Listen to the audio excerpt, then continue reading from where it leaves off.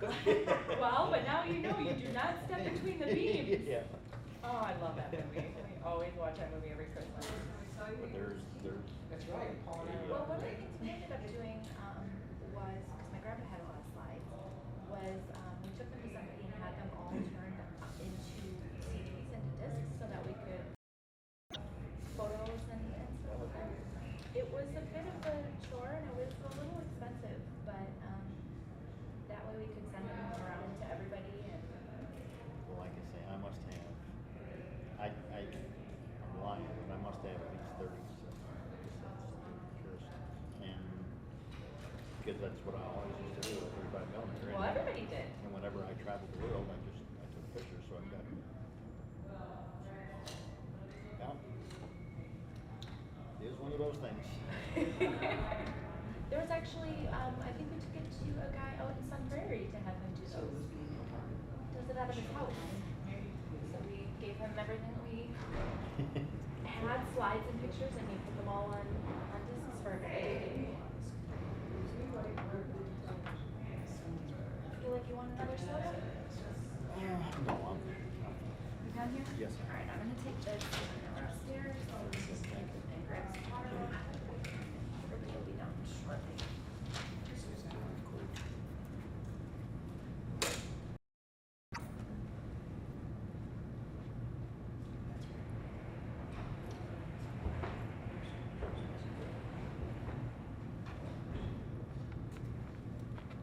Mr. Drager? I am Mr. Greger. Frederica Treasure. No, they call me Ray. Responsible for TV. But nice to meet you. So we're just gonna cover this thing. Okay. 5 members, right? 5 members. And do they, But generally, not really. We always don't meet in this room for Yeah. one thing, but Representative Barca, I would expect, probably will sit off on the side one way or the other. Sometimes they're here, quite a bit of the time, telephone. oh, really? So. I suppose because there's people, Yeah, last meeting we just had, a works meeting, I think we had 3 or 4 on the phone. 2 of us here, 3 of us here. So they may not know here, although maybe they'll all show up to it. okay. Yes. This will be an interesting meeting. I cannot see, we have a few items for the agenda, but there's nothing that's really that controversial. Yeah, I don't know, well, maybe, Peter Barca expects to make it, so. Yes, I would expect that's probably true. But that's, in reality, that is things to come before the board. It's not Right. things to come before. Right, but I guess probably he's impatient for that full board meeting. Well, know him as well as I do. We will take it accordingly. But, we've got things to get accomplished, and we'll accomplish those things. And we will not, I don't foresee us spending a lot of time on peripheral things. That's just not where we're going to go, because that's important. John, that's not. We'll see how it goes. Well, we will. But we may be moving about a little bit, especially if, numbers are. Yeah. We're not. We don't get frustrated very easy. Good for you. So Seeds of Stuff Market Inc. Since it's the farm market. Yeah, where are you, what's the headquarters? We are north of Oak Cliff. Actually, a town called Oak Cliff.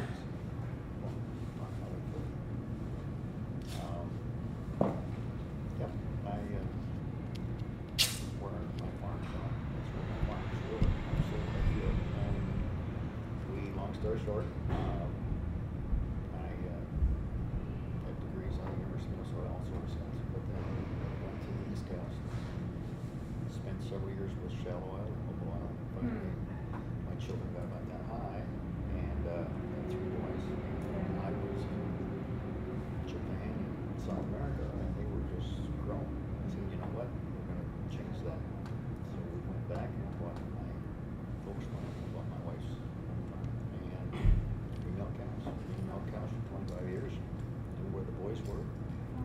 And one day she said, milking cows anymore. I said, well, you're not milking cows? I'm not milking cows. So they left, and I looked in the mirror and said, shucks, I don't look that bad. I think I need to do something else. And so I built seats and stuff. And built the building, and this is stories in the school, but I built the building, and I went over to the corner when it was built, and sat in the corner on a 5-gallon pail, and said, how in the world I was looking for this? And a year later, I built another 180. And people came, had money, and it was a heck of a deal. Yeah. So, It's quite a restaurant area. it was just like that. But you find if you treat people right, they treat you right too. And that's really the philosophy, is that I really think people deserve to be treated correctly. And if you do that, you have nothing to keep you from going to sleep at night. And you have nothing to keep people away, because you don't have to worry about saying it. Just what I tell you. Yeah, right, it's a lot easier just to keep it all straight. Yeah. Yeah, true. But times have changed too. Time moves on. You know, when I look at agriculture, this is large, right? And for somebody my stature of moving in from Virginia to buy property to start one of these days, really difficult. You have to allow for it. Well, did you read about this clock operation? Where is that? Right on the lake. I don't know. But they're so large, and it's the same thing with dairy cows. They're so large, and when they are, and I'm a proponent of agriculture, but when they're emptying the pits or doing whatever, I mean, the countryside reeks, and we had 80 feet of corn, and we had 80 feet of hay, and we had 80 feet of oats that went across the hillsides. So when the water ran down, we got caught as it came down. This is the way you're supposed to do it. Now it is Right. one crop, wall to wall. Yeah. And that's because there is no need for that hay anymore. There is no need for that oats. So it's just changed. It sure has changed. Yeah. Well, thank you. So now where are you from? Wisconsin Public TV. Yeah, but originally. Oh, man. This is home. Huh? Yep. Yeah. Wow. Yes, sir.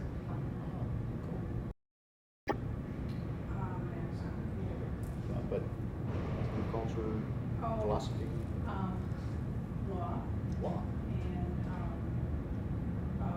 and urban and regional planning and water resources. Policy. Come on. You have great discussions when you come home for Christmas. No, it's maybe with the older brother. That kind of thing. Yes. Well, life is a journey. So Wendy, Ray said that sometimes people appear by phone and we'll just see how it goes. I don't know really where to put the microphone because he said that Good sandwich. You're gonna eat your lunch late? Yeah, I know. I should have taken it with me. Yes. It's good though, too. Good. I'm looking forward to it. Stomach's growling. I suppose not, but take a nap after lunch. Yeah, I don't think you can do that. Doggone. You're kind of gonna be on the spot. I kind of dozed off a little bit, just right.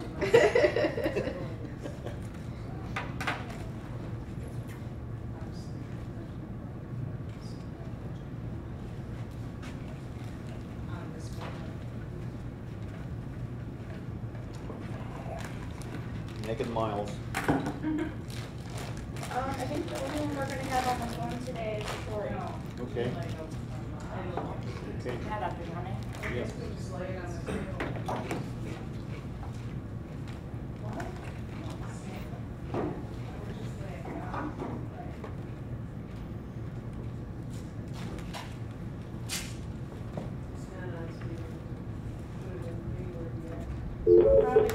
put it like next to Wisconsin.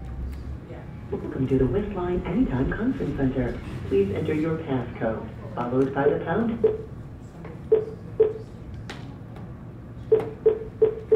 If you are the moderator, press star. Please enter your moderator code.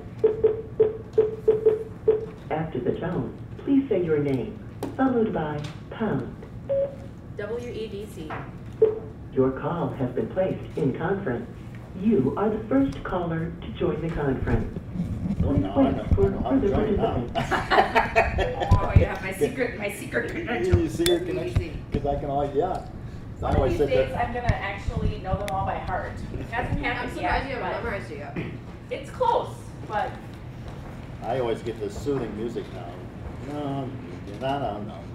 I just have no idea what it's like on the other end of the line. It's soothing. Well, that's nice. Yeah, it's not a, It's a bit terrible when you're stuck on hold and the music is bad. well, I just put it on speakerphone and then I continue my nap.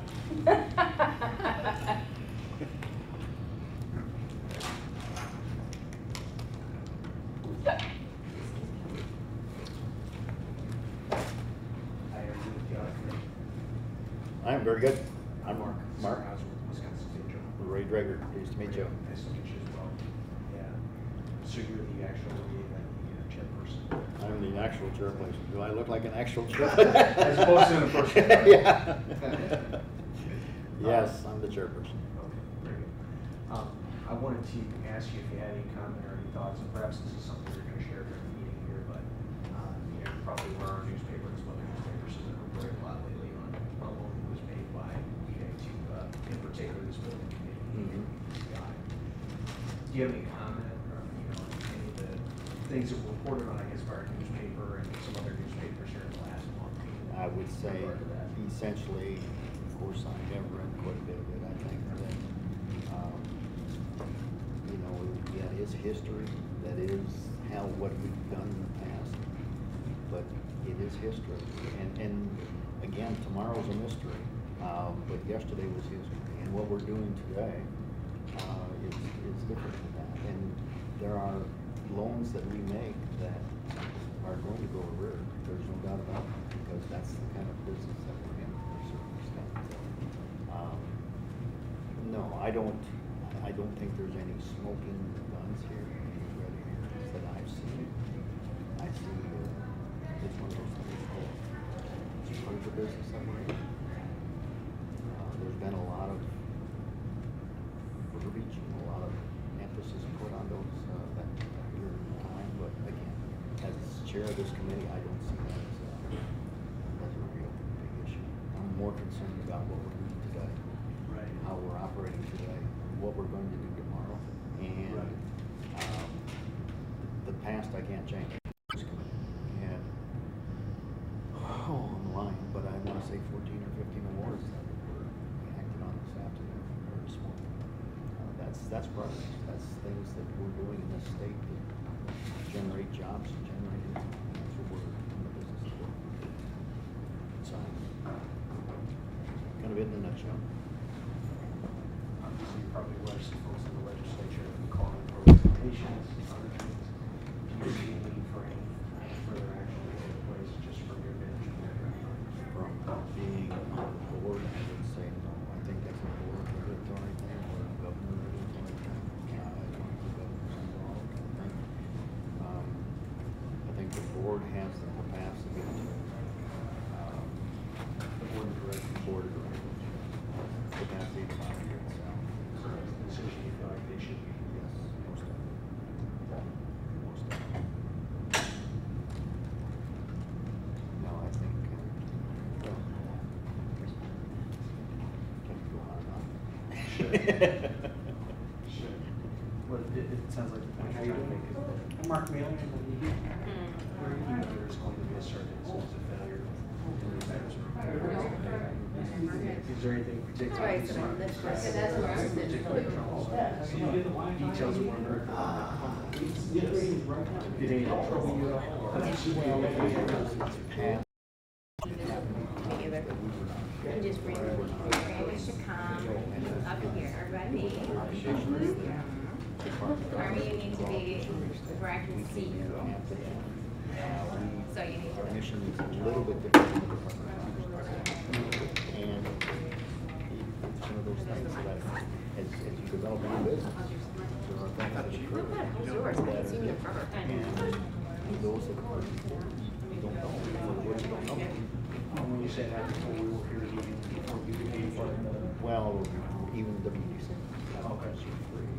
You're all set? And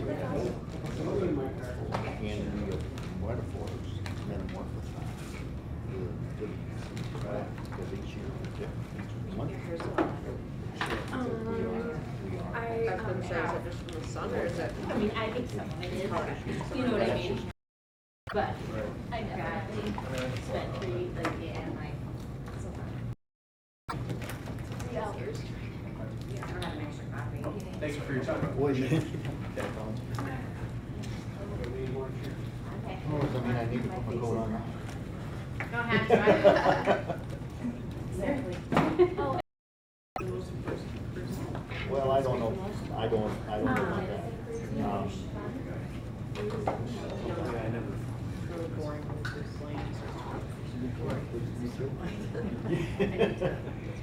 Enjoyed your comments.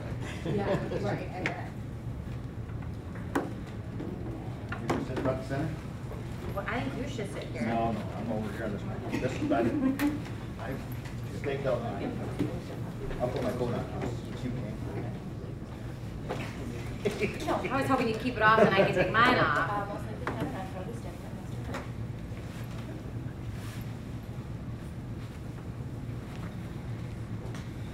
So, what do we have? Oh, right? Yes. Also, Mr. Nair is in Africa. Oh, yes. So he will not be Oh, attempting my to attend goodness. at a completely different time zone and continent. So, yeah, we will not have Questioning his him. dedication. Yes. We will not have him, but Orange will be on the phone and everyone else, as far as I know, is attending in person. Okay. Oh, yeah. Oh. Not one of us.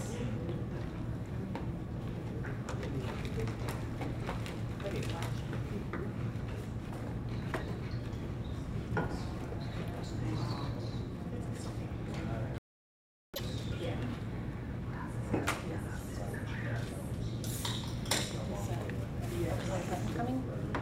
Okay. Is that it? Barca.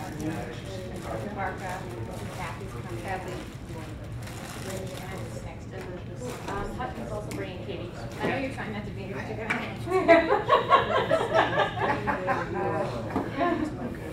There you go. Cold.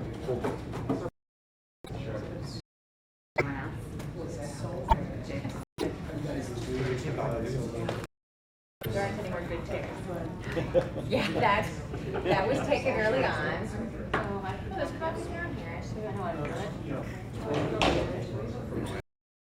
it. Just sit here anyway. Okay. Well, I can go grab chairs from the other room. Yeah, there are other chairs. Thanks, ma'am. You know that you don't. There's enough room for a couple of chairs. Are there any more good? I can sit on a bed here if you want. Yeah, I can sit on a bed chair. I can stand. Yeah, I can leave. I can do that. I can sit cross-legged in the corner. I don't have to be here. Oh, my phone's ringing. Oh, so sorry. An emergency.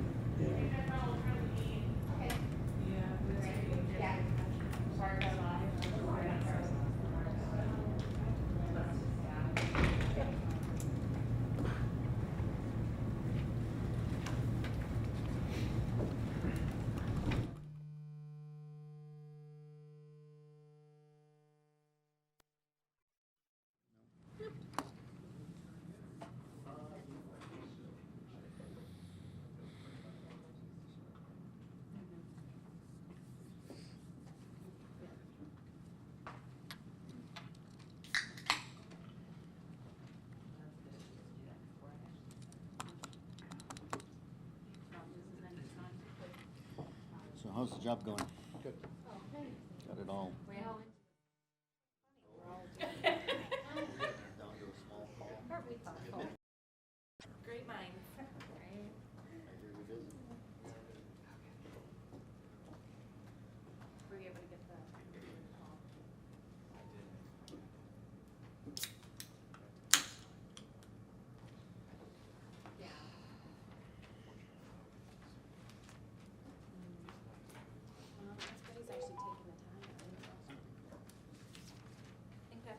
Corey, are you here?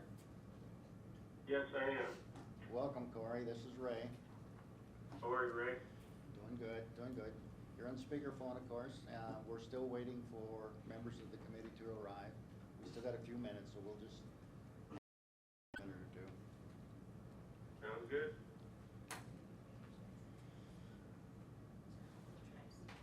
Is Dan? Or anybody from our audit? We're not gonna have Sam on. Nobody's They're upstairs too.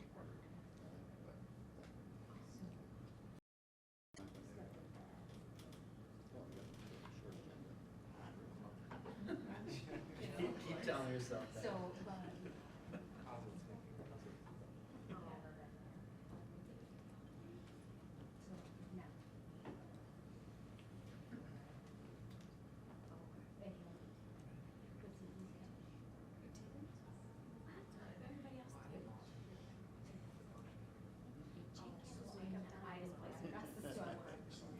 Jake always looks. no. Had my suit So I statement. think it's a good time.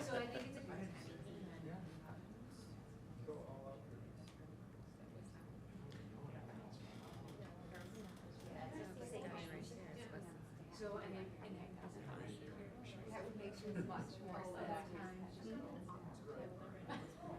I bet, yeah, that's just too far away. I'll pay you.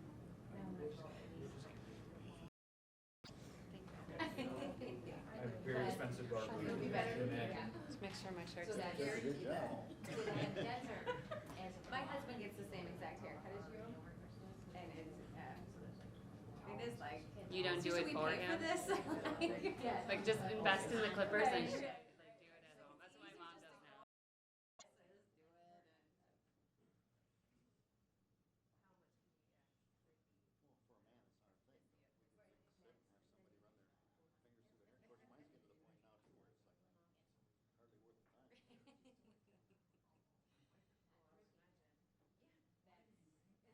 I hope eventually I get my grandmother's silver hair.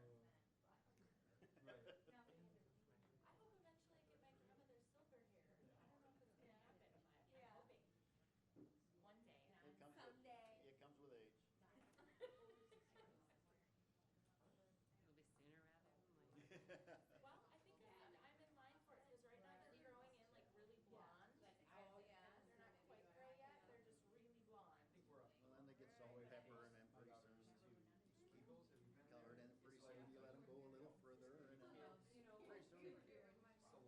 My cousin said, she's like, I never thought of your mom as old until she stopped coloring her hair. And she's like, and all of a sudden I was like, our parents are old. Yeah.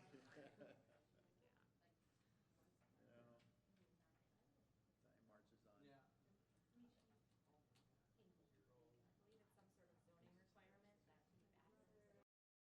I believe it's some sort of zoning requirement that buildings have lights like right here. Oh, right, so I can Inspect for the right. So.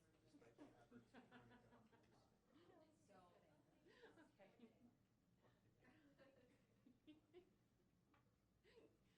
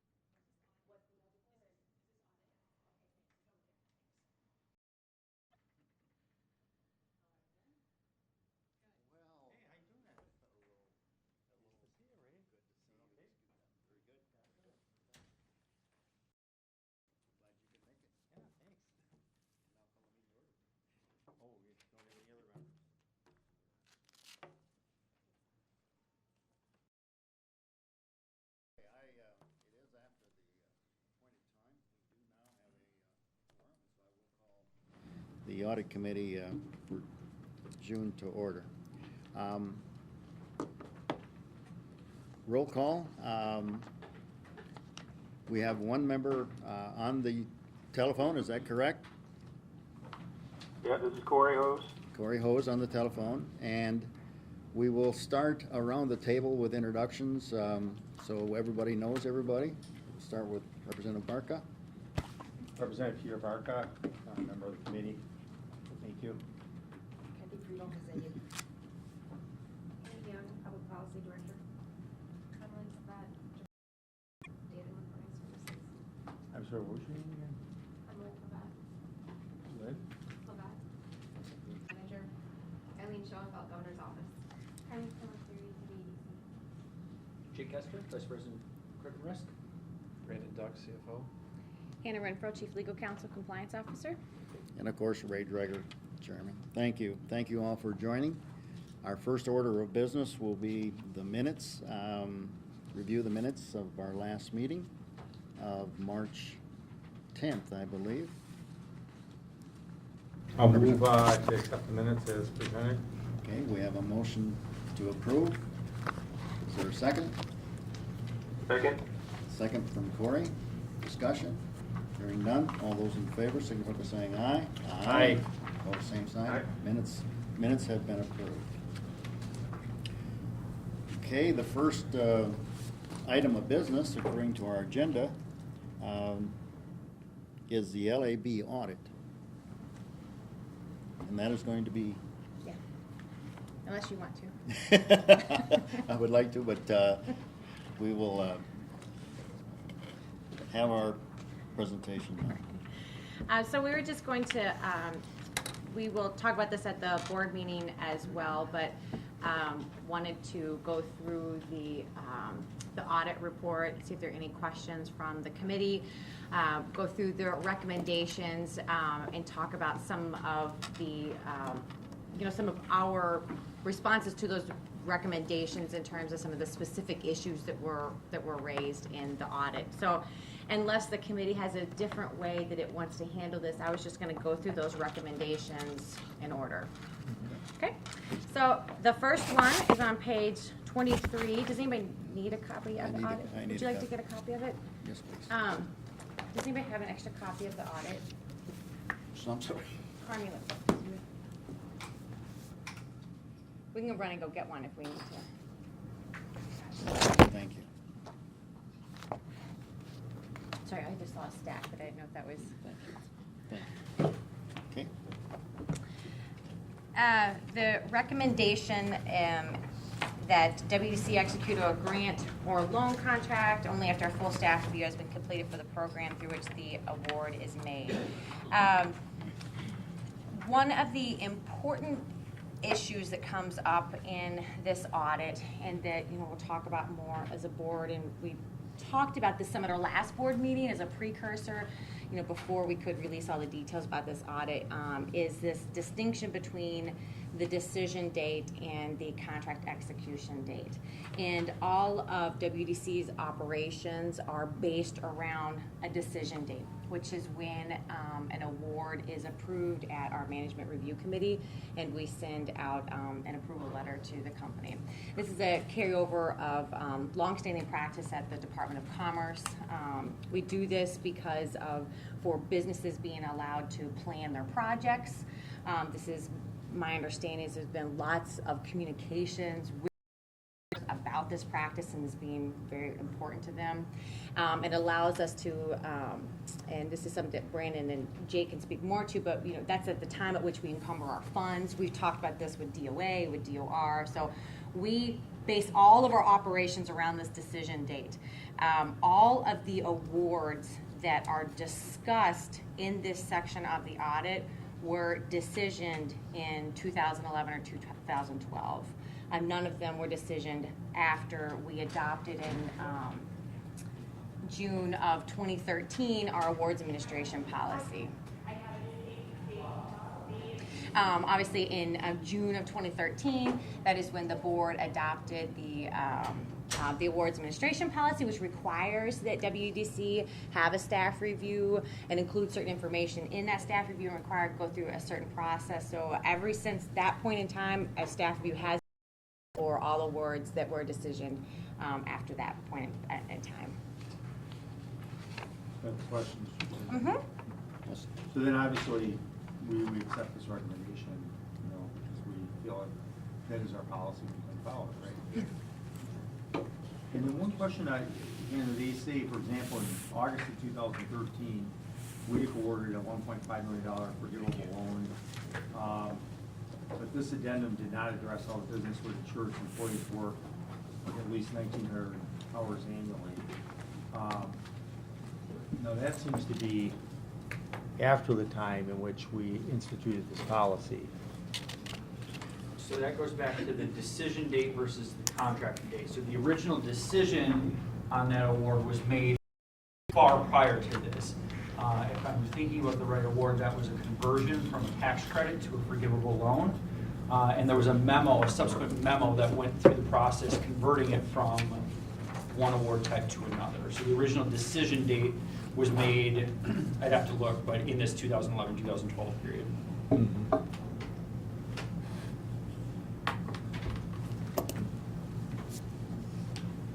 Any more questions about that Any one? more questions? Okay. The second one is on page 24. So what I'm doing is just running through each of the recommendations in the audit report. Okay. To start the conference recording, press 1. To cancel, press... The conference is now being recorded. There's a recommendation here that WEDC execute only grant and loan contracts that contain all statutorily required provisions. Obviously, we completely agree with that. The discussion in the report here is whether we use the word versus shall in the penalty provision of our contracts. LAB points out in the report, if you read this section of the report, LAB points out that it doesn't difference in the enforceability of that provision that we use the word may, but the auditors think that we should consider using the word shall may. We use the word may in that portion of our contract because we could just simply by virtue of the fact of how we structured our contract and the penalty provisions of our contract. It doesn't in any way, shape, or form affect the enforceability of that penalty language or our ability to claw back. All right. On the third recommendation. Wait, so we don't agree with that? We think we should keep that provision may versus shall? The way that our contracts are drafted right now, we've undertaken a tremendous amount of time to draft them, so I think that the way that they're drafted is the way that they should be drafted right now. I think that they are in the best place that they should be right now, and they shouldn't be changed to a shall. If the board wants us to change that language to a shall, we certainly can. To be clear, it won't change in any way at all our ability to enforce that provision, though. Okay. And LAB points that out when you read that part of the report, and we discussed this with them, and they added that language in this report after we had that discussion. Okay, thanks for clarifying. The third recommendation on page 26 refers to ensuring that staff reviews evaluate all grant and loan program policy requirements and executing grant and loan requirements contracts that comply with program policies. Obviously, we agree with that. Again, all of the awards that underlie this recommendation were decisioned prior to FY13. When we adopted those program guidelines. So again, we're talking about awards that were decisioned in FY11 and FY12 where those program guidelines were implemented. Recommendation on page 27, dealing with WEDC contractually requiring grant and loan recipients to submit information showing that jobs were actually created or retained. Now, this is one where there is this is part of an ongoing discussion about the information that we receive from award recipients. We receive from award recipients, and Jake, feel free to jump in here, but we get a performance report documenting jobs created, jobs retained, capital investment, whatever it is that we're providing that award for. That performance report is signed and attested to the accuracy by an official from the company. We do an annual verification where we sample those performance reports to confirm the accuracy of them. And then we're going to be adding in FY16 a process where our independent auditor is going to check some of that verification as well. LAB knows that we do this work and thinks that there should be more that we require at that point in time. So that can be a point of discussion. Jake, do you have anything to add to that? No, I think that's pretty accurate, so. So this is one that, I think is an important issue. Obviously, the heart of our role as an agency is to make sure that we're creating jobs. I mean, that's the purpose for existing. I mean, that's the public good that we get for the most part, and most of it is to create jobs. I mean, it's not like the taxpayers want to give money to private companies unless they're getting something in return. So I think this is a vital issue, and it seemed to me this was covered 3 years earlier, and it's one that, we still have we're still not doing exactly what they're recommending. Now, what they're recommending, I'm not sure what the concern is, or we feel it's cumbersome to get payroll records, or, to have somebody certify something is good. I think that's a real plus, especially if it's under the penalty of law, if they are miscertifying it. So for starters, I guess my question would be, can they be penalized legally if in fact they misrepresent that they created these jobs and they didn't actually? But then my second question is, we've seen, obviously, we're not talking today about the BCI loan, but we know that there's plenty of people, unfortunately, that do defraud the government, that say one thing that is not the case. And I think the taxpayers would be very upset if they felt like we're not holding people accountable for doing the public good when the taxpayers are generous enough to give them resources. So it seems, so my first question is whether or not they are held liable legally and what the penalties would be if they misrepresent that. My second question is, what's the downside of requiring this? The third point would be that I think we should bring this up at the next board meeting, because it seems to me that this is a vitally important issue, and I think it's important that the board fully consider that factor, because it's been a problem in our agency in terms of tracking jobs created, and we've had a lot of controversy surrounding that. Yeah, so we absolutely can penalize a company if they misrepresent to us. So if we discover through a verification process that a company has told us that they have created 100 jobs and and we have gone through a verification process and they only created 10, then we can enforce the penalty provisions in our contracts, and that could be termination of the agreement, that could be clawbacks. It could, depending on the contract and the circumstances, it could be any number of things. So we absolutely could do that. The down collecting payroll, there's a lot of administration associated with collecting payroll.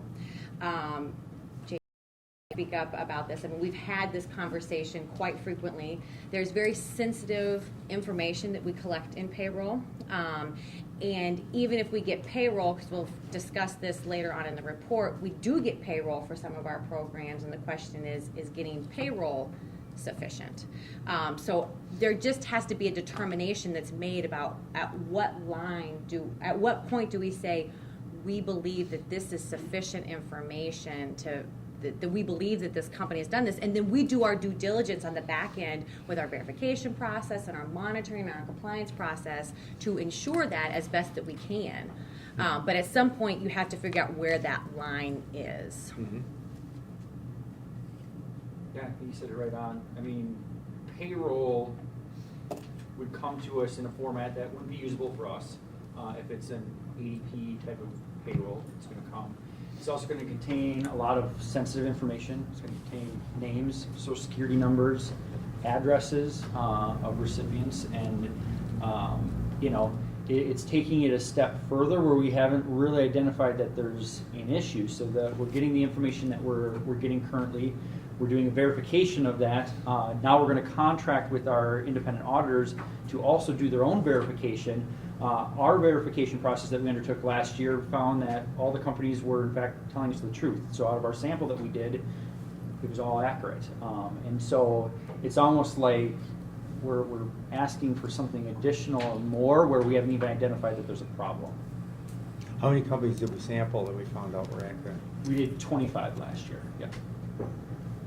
And randomly selected, Yep. or what was the process? Yep. And in our discussions with the Audit Bureau, I mean, we've talked over, because they meant, just as one example, saying such as payroll, showing the number of recipients' existing jobs. I mean, have you thought through any, creatively of any other information we could require besides payroll that might give us a better indication? Because the other thing I would bring up that I think is very important to recognize is that, as we know, clawbacks are nice, but they're not easy to execute. It appears like we're still having trouble with Eaton Corporation in regard to exporting jobs. I know we're still analyzing that, but it's not easy to claw back. When you talk about staff time and energy, that requires enormous staff time and energy compared to if there was some other process absent payroll being just one. But is there any other, when you met with audit or whatever, did they have any other ideas? Or LEB did not give us any. We asked that specific question of, what do you think that we should be doing? Because this obviously you don't like what we are doing. Mhm. And their exact response was, it's not our position to tell WEDC how they should or should not verify jobs, Mhm. only simply to point out that we don't like the way that you're doing it. But we, Right, and that's fair enough, frankly, I think, Well, because, kind of. It's not they're very helpful. not experts in economic development. They're, They claim to be. well, I don't think they claim to at all. I mean, they're our legislative agency that, makes sure taxpayers get the bang for the buck. So I'm very glad we have them, and I think they perform a vital service. And all they're saying, though, they're pointing the obvious, that obviously this is a centerpiece of what we do, and the taxpayers need to know that people are actually creating these jobs. Now, I don't know, I would challenge the staff to think creatively if there's any other process short of that. But also, I would hope And we I could think getting discuss our this. auditors is one of the things that we've talked about doing to address that. Right, so when you hire an external audit firm to audit your financial statements, you're getting them to opine on the material correctness of Mhm. those financial statements.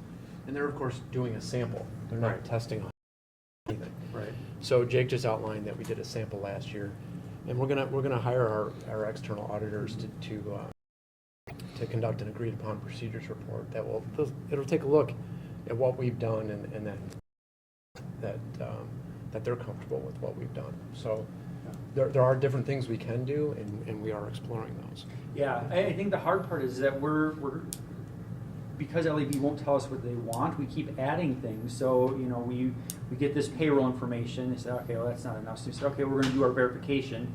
Now they're saying that that's not enough. So now we're going to get our auditors. I mean, they could very well come back to us next year and say, that's not enough. Mhm. And so because they're not telling us what they want, or, they're not referencing any standard procedure or anything out there that's acceptable, they just keep telling us that they don't like what we are doing. Mhm. We keep what we are doing, and they don't like it. So Mhm. it's a difficult position to be putting us in constantly. Well, I'll just end by saying the idea that we're going to use our external auditor, and I think that will give us one extra step, and so I think that is a plus, let me say that. So, thank you. okay. The fifth recommendation, reporting. LEB recommends that we make certain reports to the audit committee, to the Joint Legislative Audit Committee, and we will obviously comply with those reports. On page 40, the sixth recommendation. This is a recommendation that WEDC establish all statutorily required policies for its tax credit programs. This is, there were two instances underlying this recommendation regarding some clarifications that needed to be made in our program guidelines. Those have been made, and the Awards Administration Committee this morning actually reviewed those program guidelines, and we made those two clarifications there. The seventh recommendation on page 41, regarding the staff reviews, evaluating whether businesses meet all eligibility requirements. Again, this goes to a decision date issue. The huge majority of the awards underlying this recommendation were in FY11 or in FY12, again preceding FY13 when we established our systems policies, when those requirements were established on our staff reviews and the process for approving those awards. Number 8, page 43. Recommendation about establishing policies specifying how long a staff review remains valid. Actually added this to our awards administration policy, and this will be something that will be discussed at the policy committee on July 8th next week. You approved it at awards. So we added language in that policy, just that after a year, the staff review has to be updated. The 9th recommendation on page 46, allocating tax credits only in accordance with statutory requirements and its program policies. Again, obviously, we agree with this. This is, again, an issue with respect to decision dates and preceding decision date versus contract execution date. One of the things that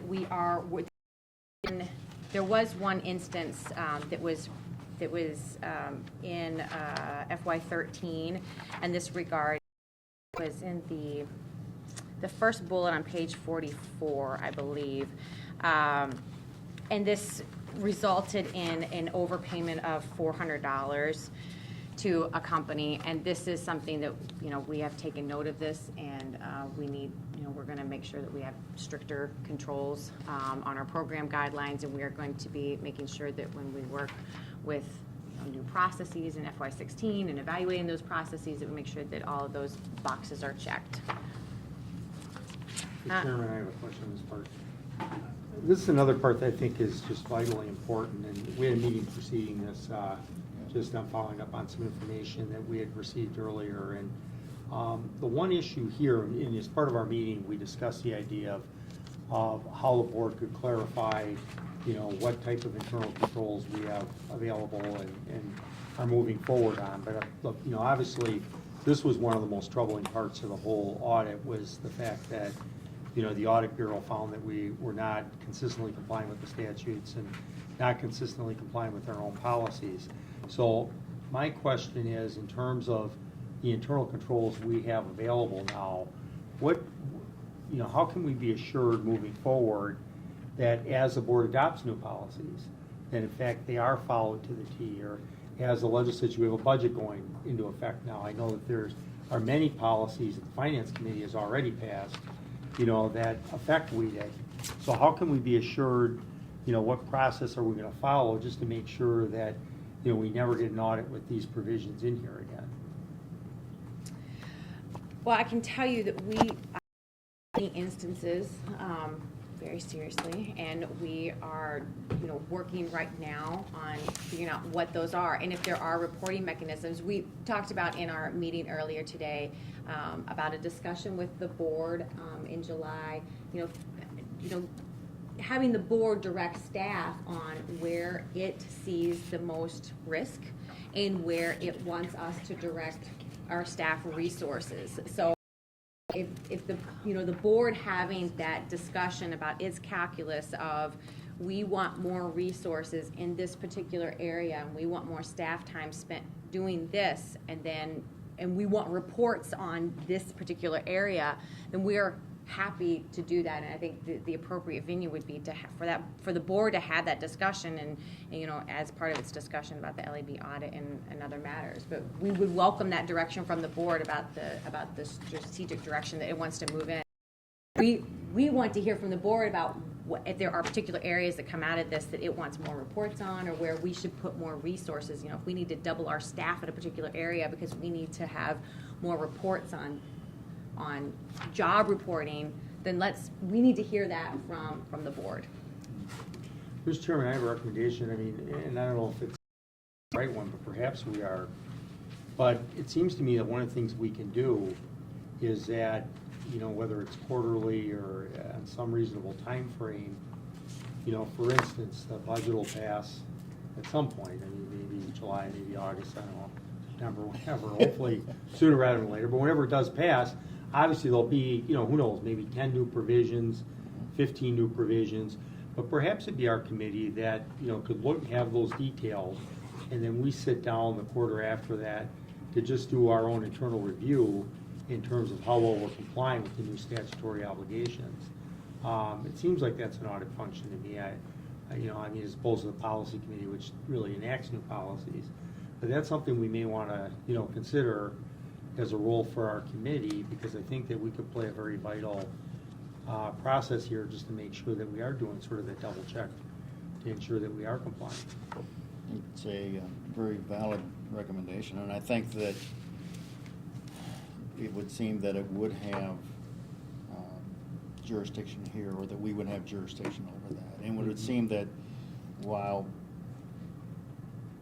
we were making the determinations, it still is going to be full board that would decide Correct. whether it is those that are relevant to us or not. But it would be, the first blush would be this committee for us to do that. And I think it's a very valid recommendation. Very valid. So can I make it in the form of a motion? You certainly Just move that our committee in, you know, the first, we'll say first or second quarter at the chair's discretion, depending on when you think it fits within the agenda that we have to cover. So, you know, maybe the first quarter we're dealing with our own outside audit or something. But, you know, the first 2 quarters following the passage of the budget, that we do a review in the audit committee of whether or not we're in compliance with the new statutory provisions. Okay, very good. You've heard a motion. Is there a second? Hearing the motion, is there a second? Second? Okay, second received. Any discussion? Hearing none. All those in favor of the motion signify by saying yes. Aye. Aye. You gotta see if he was opposed. You gotta ask me if he was opposed. And anybody opposed? Motion carried. Great. Okay, moving on. Anna?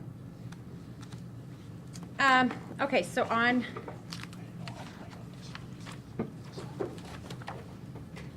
can we just be clear, did Corey not vote? I did. I seconded it. Okay, sorry. I was waiting for something, that was my own fault, okay, sorry. On the 10th recommendation on page 48, that recommending that WEDC allocate tax credits only for projects that have not yet begun when contracts are executed. You know, this is really a policy or legislative issue. There is nothing in statute that requires us to do so. We establish, again, this is long-standing practice, we establish a certification date and allow businesses to begin projects. They can, we allow costs to be counted after that certification date. Again, this is something that was developed after, my understanding is after many years and conversations with stakeholders, businesses, account development professionals across the state about what works for business practicalities and realities for these projects. So there's nothing statutory that we are in violation of, and so there isn't any. If the board wants us to do something differently than that, then we should have a conversation about that. But there's nothing that we are in violation of by doing this. Mr. Chairman, Yes. I think the issue here, just to sum it up though, is that, and I'm not sure I fully understand, if these are projects that, that certification, if we already had made an agreement, for instance, let's say, for the CEO of WEDC say, look, we know this is going to go through, but you're crossing your T's, dotting your I's, that might be one consideration. But obviously, I think the concern is that it says here in paragraph 2 of the audit in this section, last paragraph on page 46, that in table 12 our review found that 36 to 42 contracts allow recipients to earn tax credits that began before WEDC executed the contracts. Now, if it's a timing issue, that's one thing, but I think from the taxpayer's perspective, what the concern would be is, did they even need any taxpayer money? Were these projects gonna happen whether we gave them money or not? And obviously, the taxpayers aren't in the business to just give money away for no purpose. We give money when we can actually help economic activity to take place. So, you know, I think that this is something that, I'm not gonna make a motion at this juncture, but I think it's something we should give some careful consideration to, because I could see from a timing standpoint, there could be a legitimate situation that develops that, that perhaps they have money coming in from a couple sources, our money's vital, but maybe there's already been an agreement made that just, again, you haven't finalized, but it's clear it's gonna happen. But I could see some sort of a process where maybe there's an MOU signed or something in advance so they know that the money's forthcoming and it is just a certification. But I think that there is a you know, legitimate for taxpayers to be worried that, look, you've got economic activity, this company's gonna do it whether we give money or not, so why are we giving taxpayer money to this company? I mean, we're not in the business of just rewarding good behavior. I mean, it's stimulating economic activity that wouldn't happen. I mean, as Corey will tell you, as a banker, he certainly doesn't want us competing with the bank, a deal that the bank would have done anyway, right? So that's my thought. I don't know if any other board members have any, but it seems like there's an issue here that we need to give some careful consideration to. But I will also say, though, that those of us on the awards administration board, that is one of the things we address as these awards are approached as well. And we ask the question, is this something, in fact, we just came out of the meeting where we asked the question, is this something that's going to happen with us or without us? If it's going to happen without us, then what is our purpose of being involved in it? Good. And so I think we are addressing that. It's in a different committee venture, and that's where it needs to be.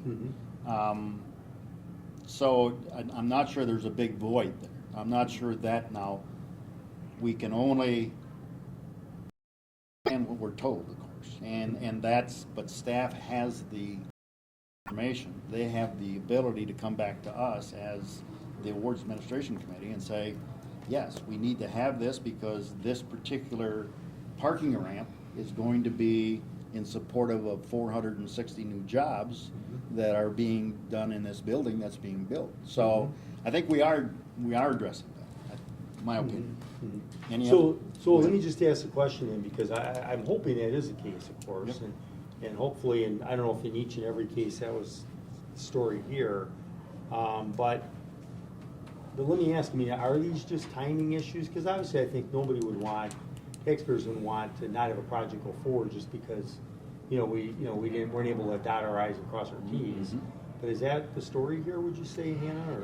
It really depends on the project, and yes, and it goes back to the decision date issue, and Jake can walk you through a whole process. Here's what's not pointed out in the audit is how many of these certification dates were after our decision date. Right. So we make a decision and say, all right, you can start incurring these costs next week. Right. So they're not moving forward with anything until after we've made our decision, but a contract isn't executed for a month or two after that. Okay. So technically, according to the audit, they have incurred costs prior to our contract execution date, but it was after a date that we chose in the future at some point in time. Okay. And at the decision date, you referred to an MOU, and we send out a letter, and that letter of intent outlines the basic terms will be encompassed within the agreement, including a certification date, and that's what allows that project to move forward. So in all these cases, and you can say with that there was a letter of intent in each one of these cases, right? Or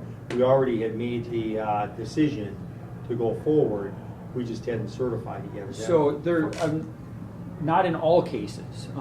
So like you said before, there are going to be scenarios, one-off scenarios, where we're approving an award and setting a certification date that's prior to our decision date. I think a great example is the train one that the board approved. So you got to see that one where we very consciously made the decision to set a certification date that was prior to our decision date.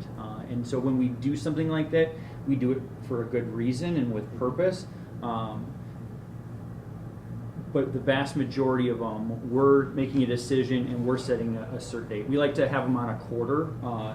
It's easier for administration in getting payroll and whatnot to have the cert date. So sometimes we'll make a decision on, the today, and we'll set a cert date on July 1st because it's the quarter, or vice versa. We'll approve it at the end of July, but we'll set a cert date at the beginning of July because it's easier for us to administer on the quarter and stuff like that. So. Well, thanks, Mr. Chairman. I guess, when we get to the board, I'm sure that the awards committee maybe can address it a little more fully, but that's at least very helpful.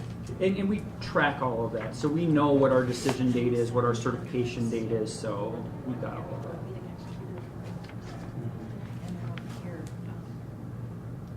So if Kat just point out just one case here, and again, I don't want to belabor this, but maybe we can, again, maybe we can address this in our meeting, but she said apparently there's this one scenario.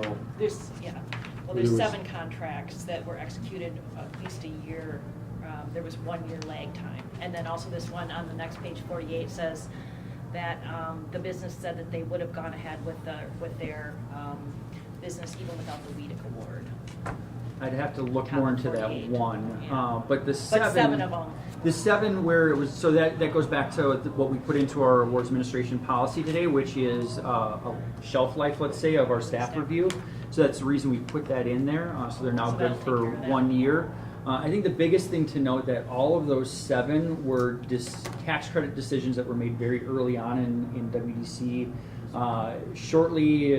Early in 2013, shortly after I got here, there was kind of a cleanup project that was done where we took a look at a lot of the decisions that were still hanging out there where a contract hadn't been executed yet, and reached out to the businesses and said, hey, we don't have a contract executed on this. And they're going, oh, geez, we would have swore that this was all finalized. We signed that letter of intent and say, yeah, but we didn't have a contract on this one yet. And they're like, well, we moved forward with this project with the assumption that these tax credits were going to be ours. And so we took a massive cleanup project and got a bunch of those old ones contracted at that point in time. Okay, but now I will say, on the top of page 48, though, Mr. Chairman, this is sort of the opposite of what we thought was the case.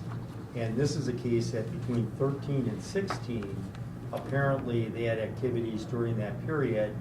And when they were questioned, the business subsequently indicated that they would have done it even without the tax credit. So obviously, maybe that's the rare exception, but that's not a good thing, right? If they would have done I'd have it, to look into that work specifically. then obviously that was taxpayer money wasted, right? Because why would you give a credit to someone that said they were going to do it anyway? That'd be... Well, there's a number of reasons.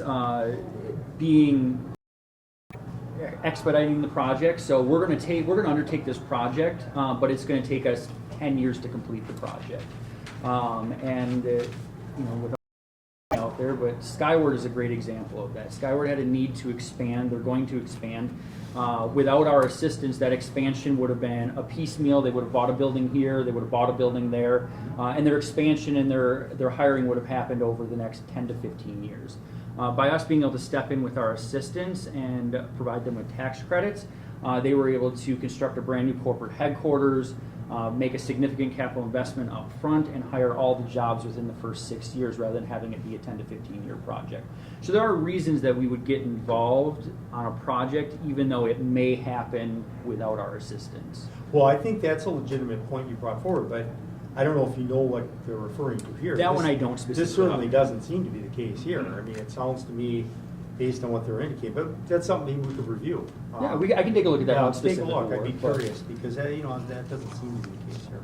But I think your point's a good one. If we can, fast forward and create an extra 500 jobs, this year versus 3 or 4 years from now, I could see that being a legitimate I hope reason so. for doing the activity because obviously able to work quicker and generating more tax revenue for the state. Yeah. Mm-hmm. Thank you. Okay. Any other questions? Okay. Moving on. Okay. Page 49, the recommendation number 11. Again, this is about verifying information from our award recipients. Again, this is performance reports that are attested to. We get, for tax credits, we do get payroll information, and then we conduct our annual verification process, and then we will add the independent auditor verification process as well. So how is this different than the other one? It seems to be the This same is thing. tax The same- credits, and then the earlier recommendation related to loans and grants. Oh, I see, but it's the exact same issue. Yes. Yep, okay. Yes. Thank you. Yep. On page 50, recommendation that we establish procedures for recovering tax credits from recipients when they do not meet contractual obligations. This is something that we have completed with the Department of Revenue. It took several months to complete that process. It is complex because it involves two agencies and trying to figure out the timing of it and who is going to collect. I mean, we contract with these companies, but it's DOR that verifies. I always try to remember, it's verifies. Look, it's the Amy's. No, neither. Neither, we certify and verify. See, I knew I was going to do it wrong. We certify and verify, then DOR does another step, and to give them the tax credits. And so, so the company submits, this is all through their tax process. And so this was a complicated process that took several months to work through. We have that in place now. We're working with DOR effectively on it. So this has been completed. Good. On page 13, when we move into program results and accountability, page 54, this is a recommendation that we have at least one quantifiable benchmark for each goal on our economic development programs. And this is really, again, a clarification point. We have, if you look through the your operations plan and the program guidelines and our ARID, we have goals and benchmarks for every single one of our programs. And what we have done going forward to make this crystal clear for everybody is that we're making sure that each one of these lines up very, very clearly so that there's no questions about those lining up with each other. But there's no question that in each one of those programs that the board approved, there were goals and there were objectives. It's really an issue of nomenclature. So we've cleaned that up though so the program guidelines that we've modified those for FY15 and the awards administration committee reviewed those today. And there was the tax credit program. Yeah, for the tax credit programs, we've made those changes and then the board will see those in its materials for the board meeting. Good. On the number 14 on page 57, this relates to our past due notices on our performance reports. This recommendation that we follow up on those, obviously we have those at a really good place right now. We are down from the performance report delinquency rate was at 55%. It's at 5.4% right now, or at least it was a month ago, and it continues to improve. So we huge backlog of reports that we were dealing with when we started this project. So some of them were very old, and that skews the number of days when LAB has calculated this number of days here. So we are absolutely on top of this. There isn't any question about that. So I have one question on that. So I just want to make sure I'm following this right, and I think I am. But so this, what they're measuring here, and what you've indicated we've improved substantially at hand is that the number of notices we send out on, once we know that they're past due, right? You're saying that previously it was 54% of the time we were not getting a notice out on a timely basis, and now it's only 5% we're not getting the notice out? I'll let Jake answer that question. So the recommendation that they have is that we get them out in a timely fashion. So what they did was at the baseline where they took a look at these numbers, they were looking at the 324 reports that were currently past due. Some of those were years past due, and so we sent out a bunch of letters. And so they took the average of all those letters that got sent out for performance reports that were 500 days past due, and then they took the ones that were 30 days past due, and they came up with an average. And their average is in there, it's like 180 days or something like that. Well, that's taking that really big backlog and melding it into some average. The 55% to 5.4%, those are delinquent. So 2 years ago, 55% of our award recipients were delinquent on their performance reports. Today, there's only 5.4% of our performance reports are delinquent. So it's kind of an off way. They can have this finding that they think that we weren't sending out performance report delinquency notices in a timely fashion, But the fact of the matter remains that we've only got a 5% delinquency rate on our performance reports, so it's not an issue. Yeah, except I guess I take exception with that to some degree, because I think, part of that delinquency rate is we did push a lot of these delinquent loans. No, this over is to DOA. performance reports. This Oh, has these nothing are to do with. These are just performance reports. This is just performance reports. Okay, you're saying that in terms of these reports now, because I'm confused though, because we went from 54 to 5.4, we went from 180 days to how many days? Whatever it's supposed. So at 30 days late, they're getting a 30-day notice. At 60 days late, they're getting a 60-day notice. Oh, we previously didn't do that, you're saying? There was that huge backlog that was sitting there. So that's what I said, that the finding is misleading because they took that huge backlog and just averaged it in with our current. Okay, now you're records. saying we're getting these 30, 60, 90, Yes. they're going out like, clockwork. Yes. And it's reports, it's not dollars, Okay, it's got it. reports. Yeah. No, I know. 30 days Among going out dollars, somewhere between right? 30 and 45, but they're going out within 2 weeks of their due Okay. date, so. Yep. All right, good. Okay. On page 58, I have a recommendation regarding the schedule of expenditures. And this is related to, they found, I think, 2 contracts that referred to verified statement instead of schedule of expenditures. If you recall, in 2013, I believe, the language, the statute was changed requiring award recipients to submit, or award recipients of certain loans or grants to submit a schedule of expenditure instead of a verified statement. And 2 of our contracts, we inadvertently included the verified statement language instead of schedule of expenditures. We still still try to collect a schedule of expenditures. So when we go to these companies and remind them that a report is due, we tell them you need to submit to us a schedule of expenditure. The verified statement and the schedule of expenditure are similar, but so there were 2 instances where the wrong language was included in there, but they are still getting those reminders. We are still collecting that information from those companies. On the same page, a recommendation regarding sending, the schedule of expenditures, sending the past due notices on time. And we've talked about this with the board, and we've had lots of discussion about this when this was discussed with our risk management staff, discovered this, and it was remedied quite quickly, and we are on top of sending out all those past due notices. On page 59, the next page, the 17th recommendation regarding annually verifying the performance report information. We did do this, and if you read this section of the report, LAB acknowledges that we did conduct this annual verification process. We spent several months during calendar year 14. We have a staff member who's dedicated to this and had a sample of awards, the 25 awards that Jake referred to earlier, checking invoices and checking, if somebody had a capital investment project. I mean, Jake can speak to the details about this, and Emily verified this as part of her risk management.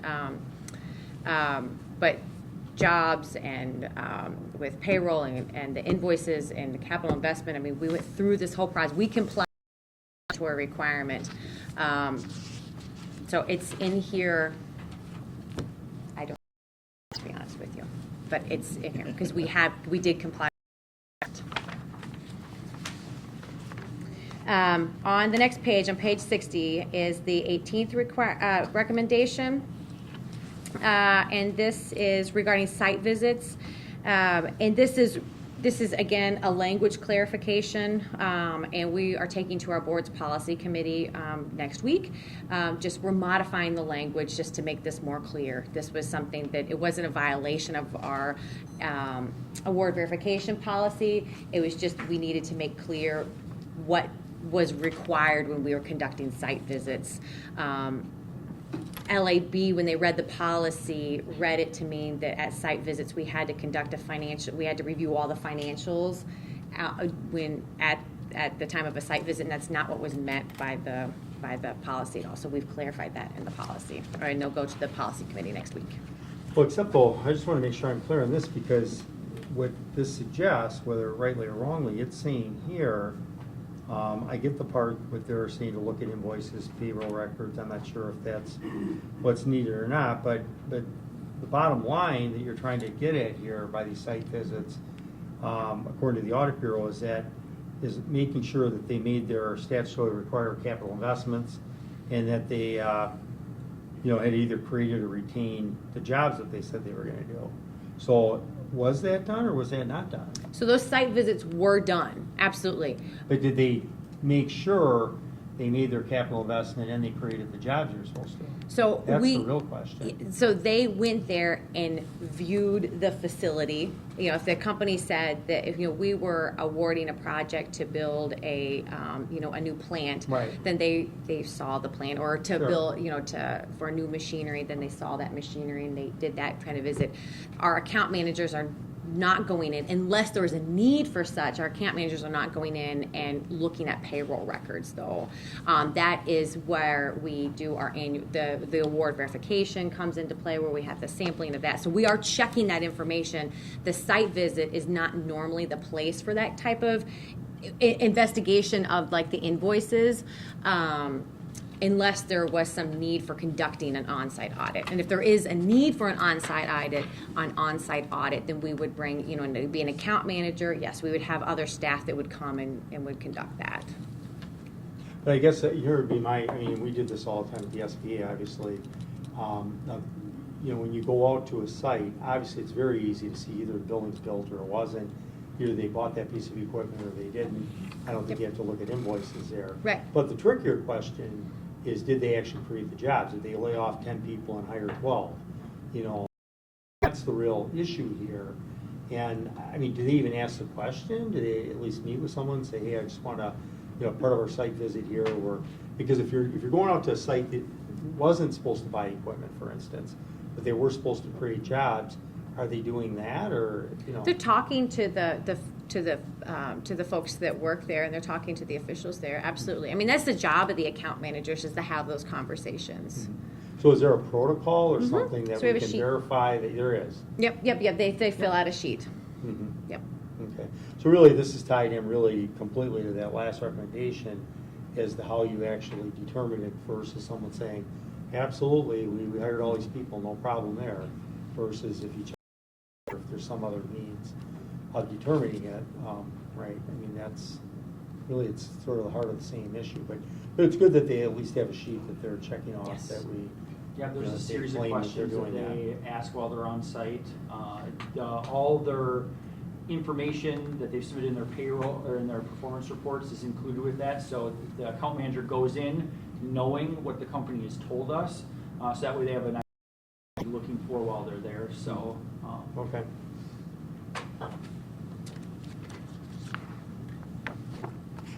Okay, just thinking. Yeah. Just thinking if I was an account manager, I'm walking in and you're supposed to have 40 jobs. You got 38. Sure you don't have 40? Yeah, I got 40. Sure. That's why we have a verification process, which is where you pull the sample Yeah, I and then understand. have them send in the detailed records so we can, Yeah. conduct our own independent. understand. But Yeah. understand. Yeah. Okay, go ahead. Sorry, I digress. No, it's okay. It's your meeting.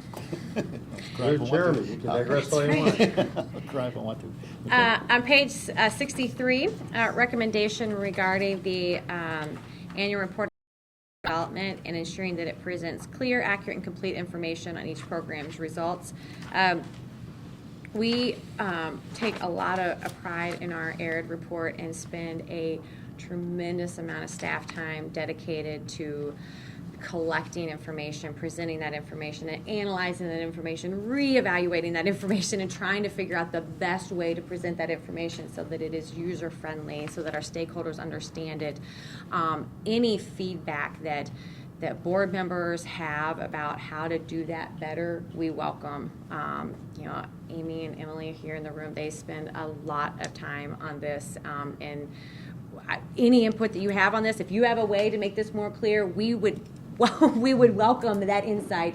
But we have staff that are dedicated to this and spend a lot of time on that. So I guess, in this one though, if you look on page 62, the second paragraph, here's what they're saying. They're saying that we also noted that the online data in October 2014, which of course is a year and a half ago, indicated that 16 award recipients had created 512 jobs and retained only 3,500 of the expected 4,000.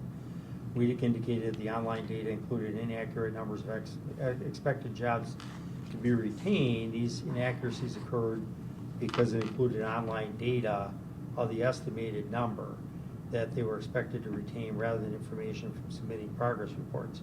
So, I mean, they seem to be suggesting this is another process, and this is, again, the only thing I would suggest here, though, again, at the heart of what we're all about, right? I mean, the goal is to create, as many jobs as we possibly can so it could be a top 10 kind of state.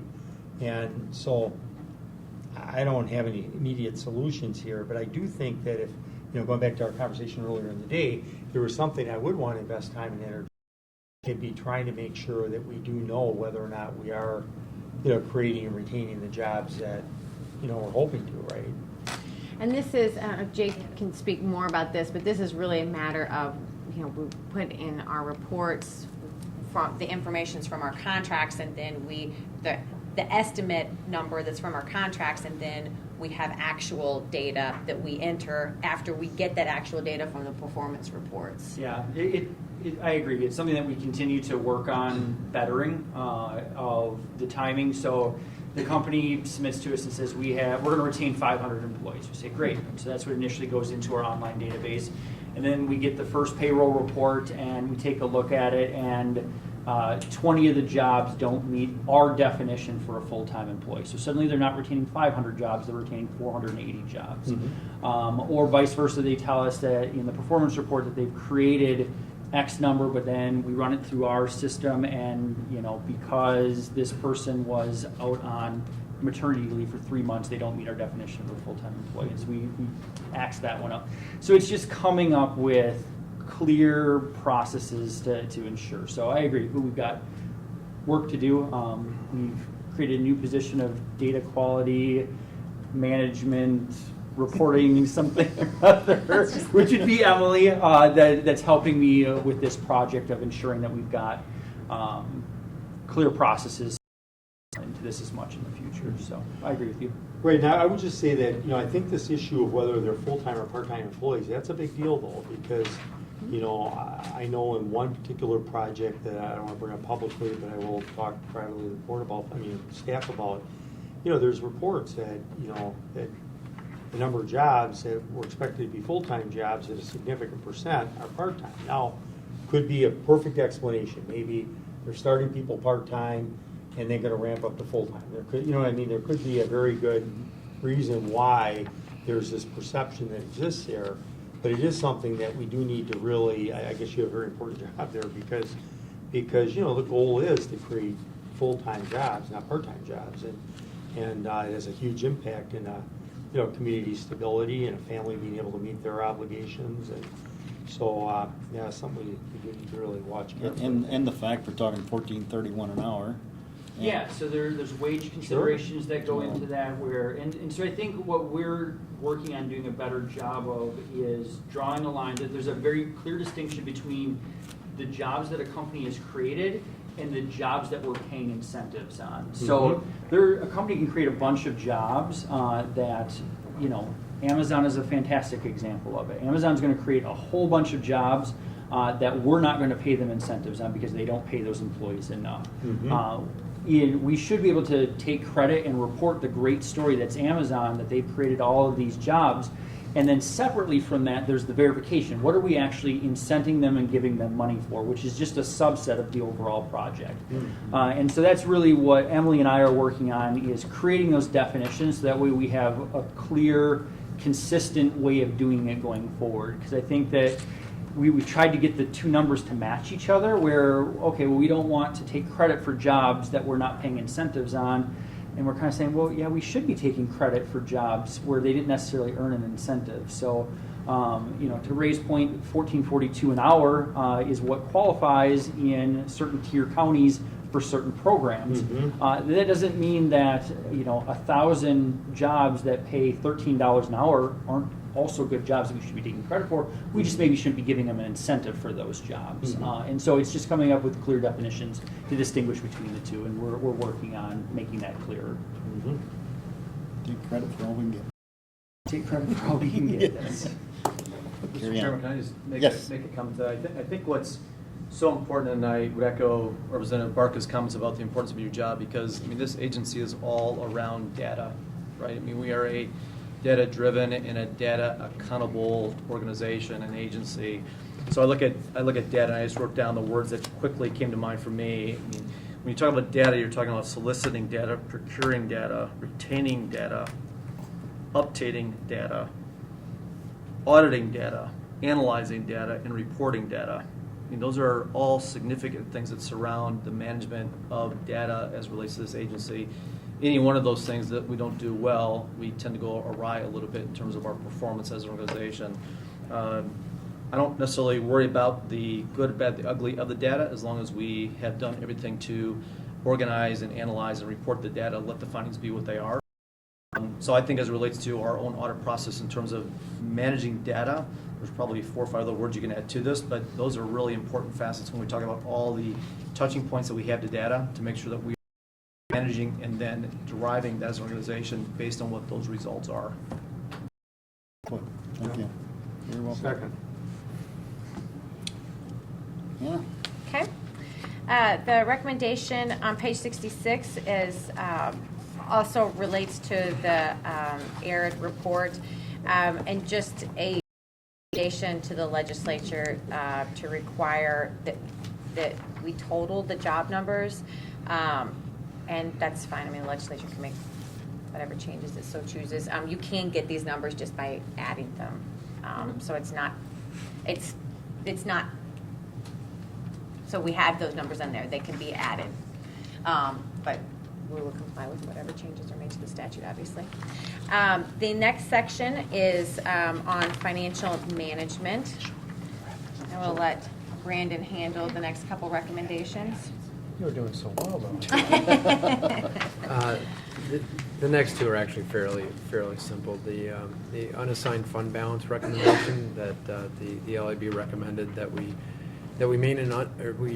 maintain an unassigned fund balance equal to 2/12 of our annual administrative costs. I think that is the language that's currently in the budget bill, and that's what we will, of course, adhere to if that becomes a statute.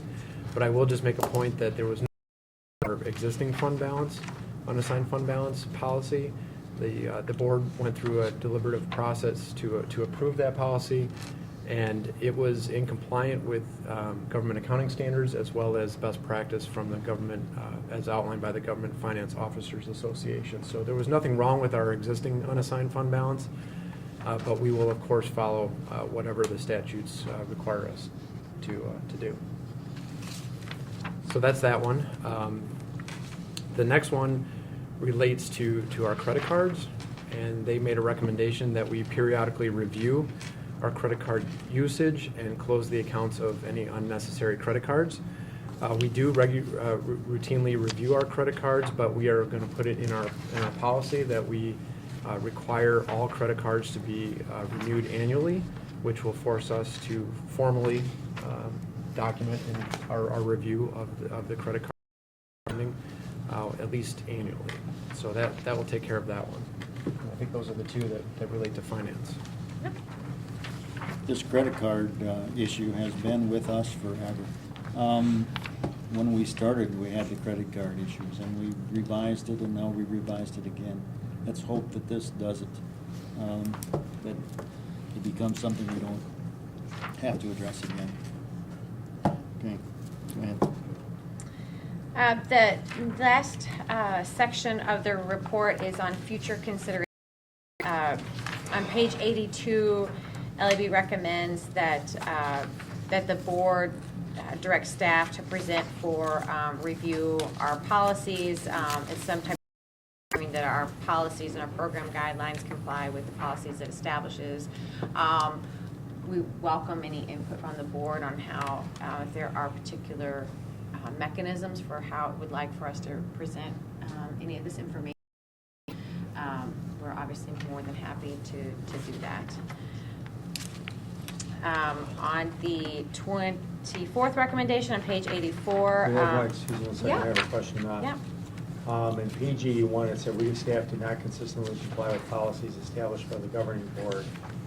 What's our response to that? I mean, obviously, that's a pretty serious charge that, we put forward policies and, they have 4 bullets here. What's the issue here? So this is really a reiteration of recommendations that it made in the rest of the report, and these are all related to decision dates versus contract execution dates for, I believe, all of these.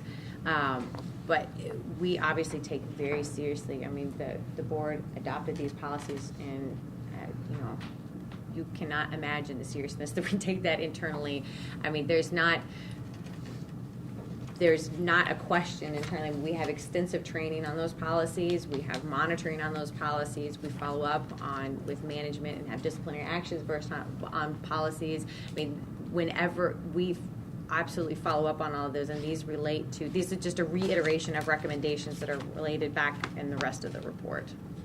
So that if we got a report tomorrow based on their audit yesterday, this would not be in there?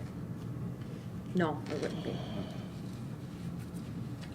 Well, it depends on if they're still going to go with the decision date versus the contracted date. That's a fair point. The whole Yes. premise of most of Right. this, they're basing all of their analysis on a contracted date, and we run our entire operations based on it. So are we still contracting things that were decision year policies and executing them under a different? Yeah, we are, but that's what our operations are. It's your contention that that's true in every one of these cases? That it's strictly in here that it's just like being out, but I'm saying that maybe half of the findings, more than if not more than half of them, are It's the huge directly majority related of to the them. decision date versus the contract. Yes. What is the question though? If the audit bureau came up and did a follow-up months, I mean, obviously this half we wouldn't look at, but the other half, do you think we'd be in compliance with following the board's policies and directives? Yes. You do? Yes. That's good.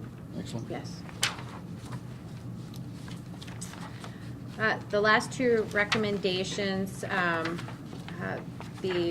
one is related to the fund balance, and we've talked about that. I mean, this is really directed at the legislature, and that's being addressed in the budget bill. And then we will, on the last recommendation on page 85, we will provide a report to Joint Legislative Audit Committee on these recommendations.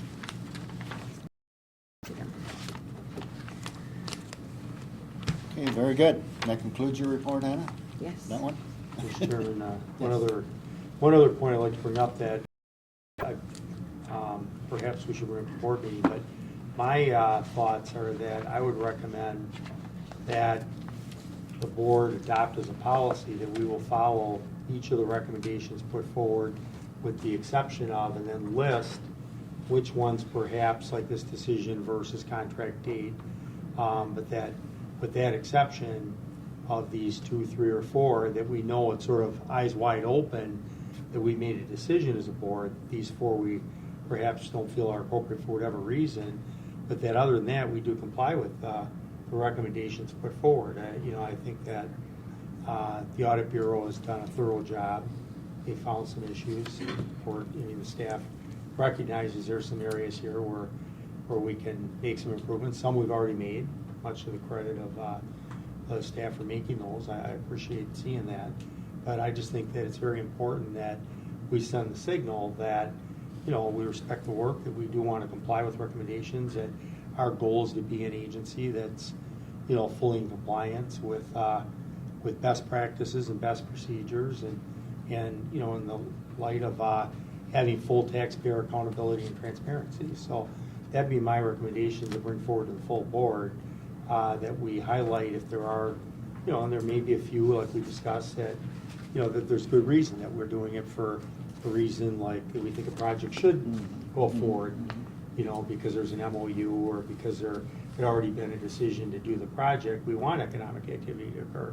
But that'd be my recommendation, Mr. Chairman. Well, and I think that's a valid recommendation. I think I'd kind of go the other way. I would say these are those issues that we look for clarification on, or that we're clarifying, you know, and then say that we agree with the rest, or something in that regard. I'm fine with that too, sure. You know, that's backwards to, but anyway, I think your recommendation is well done. Okay, good. So if we can kind of follow up on that, that'd be great.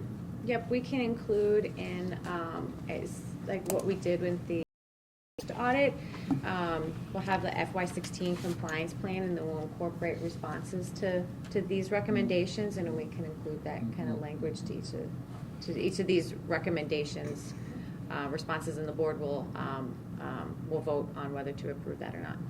Well, and I don't know what the rest of you as board members or committee members think, but I think this is not a bad report. I mean, when you look at staff's response, and when we look at their changes that have been made, or the performance data, you take out all the chaff, and what's left really is not a lot. There are some significant items in here, but the reality is a lot of those have essentially been water over the dam already. So we passed that point. Well, except though, I guess I wouldn't fully agree with that. I agree that I'm glad to see that progress has been made and that we've moved forward with many recommendations, but this is a snapshot of what took place over the course of the last, I don't know, what was a year and a half, whatever period it covers exactly. And, you know, obviously, the audit again next year, I'm sure you'd find other issues. And you know, you're never gonna have a perfect audit. I mean, you know, it's impossible that nobody's gonna find anything at all. But, you know, what troubles me most would be, you know, the things that trouble me the most are the things, you know, where we're not doing as good as we can be to verify the jobs that are created, that we're not making sure that we're fully in compliance with state statutes, which I'm glad we passed that motion. I think we'll make progress there. But you know, I feel like there were some serious issues brought up, and hopefully we're continuing to make progress. And I am glad that we've adopted a number of things subsequent to that. But. Well, I think again, as you know, being on private industry and looking back at an audit from the previous year, you look at what you did and what you did correctly and what you did incorrectly in the eyes of the auditor. You take those recommendations to heart. You change those things that you did incorrectly, and you move on to the next year. And I agree. The following year, you're not going to be perfect. There's going to be something else that's going to not meet muster again. So, okay. Just so we don't repeat the same mistakes over and over. Yes. Any other comments? Yes. Thank you, Mr. Chairman. I would just, I think, echo the perspective from Representative Barca that I think that the three things that I would point out relative to this audit is, number one, if we see things that continue to linger audit after audit, we have to ask ourselves that question, why, right? Even if progress is being made, I think we have to sustain that progress and say, what timelines are we putting ourselves under to correct and make sure that these problems go away? New problems will arise, new challenges, all those things we know exist. I think if there's any criticism relative to audits for things that linger year after year after year, we have to at least be honest enough to ask ourselves that question as to why. And then secondly, I think if there are policies or statutes that continue to be a challenge to this organization, I think we have to ask ourselves two questions. A, are those policies still viable and valid for how we need to operate within this agency? And if they are, then we need to operate underneath them and within them. If they're not, then I think we need to be honest enough to ask ourselves the question, should we be altering those policies as a board and making recommendations to allow us to operate in the format for which we're all comfortable operating, but in a policy that complements that, not contradicts it. And then I think that goes hand in hand with the statutes as well. And I think there are statutes, and I think they'll be pointed out some of those that we continue to trip over current statutes that are in place. And I think we have to ask the same question. If there are statutes that just aren't in compliance with how this organization needs to run, then I think we have to ask ourselves the two questions. Either we need to operate underneath them and within them and figure out a way to do that, or we need to go back to the legislature and say, in order for this agency to operate effectively, to perform the function for which it's been retained to do, these statutes need to be altered, and make that case and make that argument, and as a board, provide that conclusion back to the legislature and say, free us from these statutes because they're not helpful, they're not relevant, they're not allowing us to function as we need to, and be honest enough to have that discussion. Yeah. Very good. Very well put. I agree 100%. Any other comments or questions? Okay, hearing none, we will move on through the agenda to Hannah.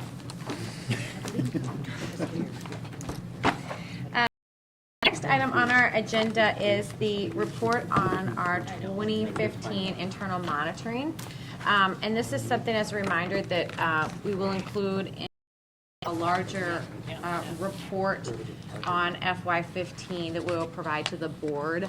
But we provide these results to the audit committee to, as we did last year, to provide an opportunity for this committee to ask questions about our internal monitoring, any processes or anything, or questions that it might have. And so I will just open it up for questions about, I mean, we've outlined here a summary of the internal monitoring. We have Emily has recently taken on her new role under credit and risk, but Emily and Sarah are our two risk.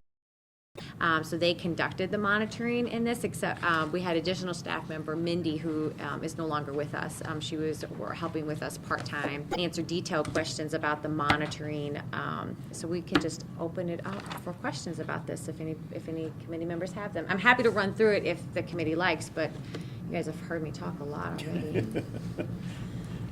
So one question I have is under the award verification now, so just to be clear, this internal review was done 6 months ago, basically, right, between October through December of 14.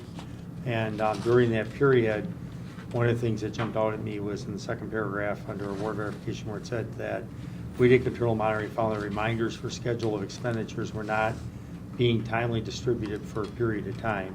Now, is this basically just saying the same thing the audit said, only for a little different snapshot of time? So this is what we notified the board of. So when we sent that notification to the board, this was the impetus for that. So when we were undertaking the internal monitoring and it rose to the attention of management that these past due notices have not been sent out, that's when we notified the board. It happened to be the audit at the very soon after that also discovered that the past due notices had not been sent out, and that's in the audit as well. Well, let me be clear here, because one thing I'm not 100% sure. So the audit was from fiscal year 13-14. Does that mean a 1 year snapshot, or were they looking at a full 2 years? 2 years. So the entire year of so from 13-14, that means from what, July 1st of 13 through June 30th of 14, and July 30th of 14 through. Somebody else do this. I can never figure out the. I've got you. Yeah. Fiscal year 16 starts tomorrow. Right. Right. So. Okay. Yeah, you know, I mean, so it's. So it would have been July 1st, Yeah. 2012 Okay. through June 30th of 13, 13 okay. for fiscal year Okay. 13. And then, so through 13, but I always have then. to like manually write. Yeah, exactly. But so the issue though, the reason why I want to clarify that is that this is actually a different snapshot though. This was done a few months after the end of the period the audit bureau looked at. Because obviously their audit went through June 30th of, and then a few months later, you did your internal review, and at least at that point, we still did have this issue of the schedule of expenditures not being timely distributed. So correct? the audit bureau scope is whatever it wants it to be. I mean, they look at. I think to be fair, I mean. I don't mean that in a derogatory way, but I think the audit report, the scope of this award selection that they made was for a 2 year period, but they don't ignore anything that they currently find. So if they read in an internal monitoring report where they find out that something is not being done, then that goes into the audit report as well. So really their audit scope includes whatever their time frame is for the awards that they are selecting, plus anything else that they happen to find during the time that they're doing their yes audit. Yes. Okay, and this document is completely LAB, correct? What? So we've got our own. This is our internal monitoring. Yes. So this is our risk management staff that conduct this monitoring. So when we decided, when we were adopting all of our policies, one of the things that we wanted to do in conjunction with adopting those policies was make sure, obviously, that we were following those policies. So we came up with our internal monitoring plan and have risk management staff, and I refer to them as the fixers. They are, and that's really a lot of what they do. I mean, they test our policies. They find out, where there are, are we having some training issues? Are we having some issues with technology? Are we having issues with understanding of something? And then they help find practical solutions. So that's really their role. It's distinct from an internal auditing function. It's a function, and it's really has been hugely beneficial for our staff because they really have been a resource for the entire organization. I mean, that's what they act as a resource for the organization if there's difficulty in understanding something or following through on something. Well, I think it's a very good service because, in terms of this should help to prevent further audit findings, because when you're doing it internally, you're identifying these issues, then you're addressing them, so that by the time the auditors come around, hopefully they've all been cleaned up. So I'm glad to see this, this being done. I think this is an important step that is taking place. So then, following this, and I guess we're to assume, though, that obviously once they find this, then steps are put in place. So, absolutely. Like, for instance, one more thing on this first page is it says not all verifications show proof of payment, just invoicing. So in the future now, they're going to make sure they're showing proof of payment, too. Is that correct? Actually, that's a larger policy decision, because within our policy, we actually just were questioned about. Sure. Like, I was like, well, what's the intent of the monitoring? Right. And that was one where I was like, they followed policy, but where are we and where do we stand? And that's where we've kind of left it right now. So that was one of the open-ended items that when I'm looking at something, sometimes you have to say, well, this is what it says, this is what they did, but let's take a look really quickly and ask ourselves, what's the actual intent? Right. Did we do it? Right, good idea. So then what committee is this going to go to make that determination? Right now, it would be something, if we were going to change that, it would go through the policy committee, because that's a part of the one. That's one of the payments policy, or That is the verification policy. Yes. Okay. Will this entire document go to board then next? Yes. This information all in here will be part of the report on the FY15 compliance plan. Okay. Anna? Yeah. Just a general question. Some of the common themes in the report are access to data, accuracy of data, data governance, et cetera. And I know we've invested in some new systems that are helping in some of these areas. I'm just curious, how much of the challenge do you think is a result of a lack of investment in technology or automated processes? I know from my days in the public sector, that was always an issue. Gosh, that's a big question. Corey, our new technology is going to make it easier for us to do all of this stuff, but kind of back to my comments earlier, establishing consistent processes for ensuring that it's done consistent member to staff member, from current people to past people. That, the technology is going to allow us to be able to do it better. We just need to continue to work on establishing procedures to make sure that it's done correctly. If you put a bunch of garbage in, you get a bunch of garbage out. So we just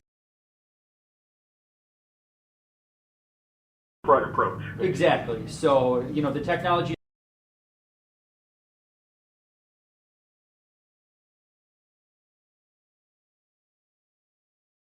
In order to, So I would say, lack of staff investment side probably is affecting at this point more than lack of technology investment.